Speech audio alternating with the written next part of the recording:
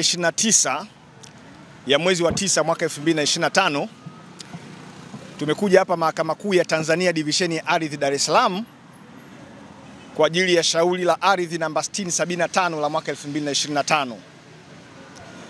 Shauri hilo linawahusu waleta madai Kanali Naftali Swai na wenzake 49 dhidi ya Ashur na wenzake.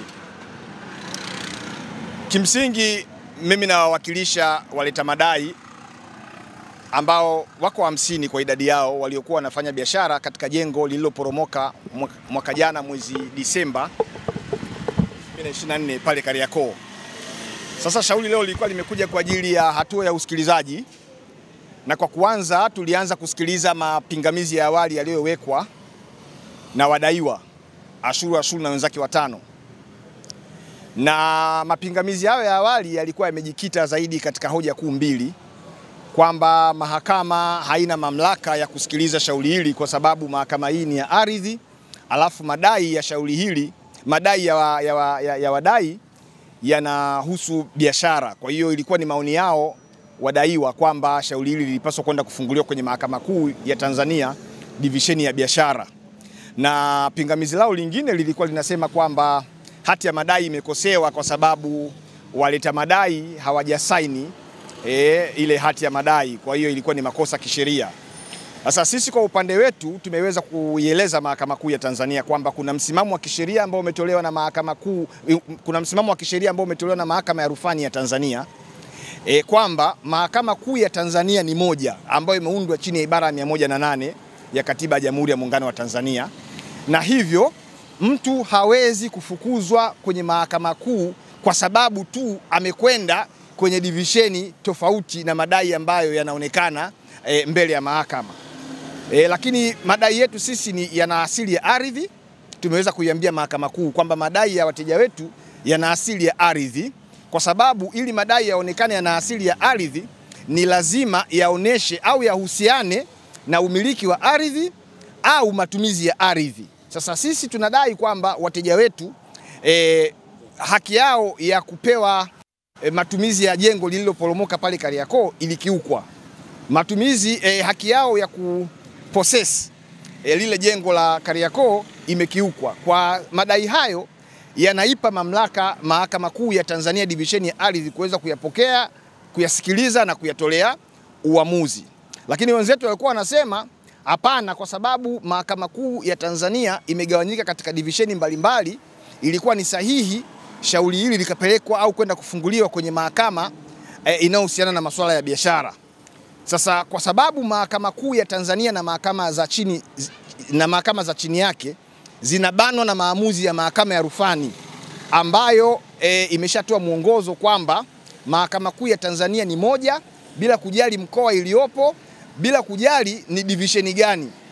Mtu hawezi kufukuzwa, ana uhuru wa kwenda kwenye mahakama yoyote, na kinachopaswa ni aidha kushauriwa kwamba akafungue kesi yake kwenye division inayohusika, lakini kama hatataka kwenda huko kwa kuwa kesi inakuwa imeshafunguliwa kwenye division husika, basi asikilizwe na maamuzi yatolewe ili haki iweze kupatikana. Lakini hoja ya pili kuhusiana na kusaini au kutokusaini kwa wahusika wa kesi, tumeweza pia kuiambia mahakama kwamba hilo sio kosa kisheria, kwa sababu kuna mazingira yanaweza yakatokea watu wenye kesi wakashindwa kusaini, na kinachotakiwa kufanyika ni kwamba wanatoa mamlaka kwa mtu ambaye wanamwamini aweze kusaini kwa niaba yao ili nyaraka za kesi ziweze kusajiliwa mahakamani. Ndicho ambacho tulikifanya, na nakala ile ya hati ya madai nilisaini mimi kwa mamlaka niliyopewa na wateja wangu.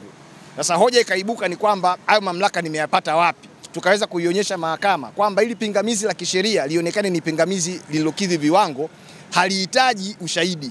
Pingamizi la kisheria lazima lijibiwe na lionekane ni la kisheria bila kuhitaji ushahidi. Sasa ukitaka kujua kwamba nina mamlaka ya kusaini nyaraka kwa niaba ya wateja wangu, maana yake unaenda kutafuta ushahidi, kitu ambacho kinakosesha hilo pingamizi lisiwe na sifa, au linafanya hilo pingamizi lisiwe na sifa ya kuitwa pingamizi la kisheria. Kwa hiyo baada ya kusikiliza pande zote mbili, Mahakama Kuu ya Tanzania Divisheni ya Ardhi mbele ya Mheshimiwa Jaji Mohamed Gwae imeahirisha hili shauri leo na imepanga kuja kutoa maamuzi madogo siku ya tarehe 3 ya mwezi wa 11 mwaka 2025 saa 6 mchana.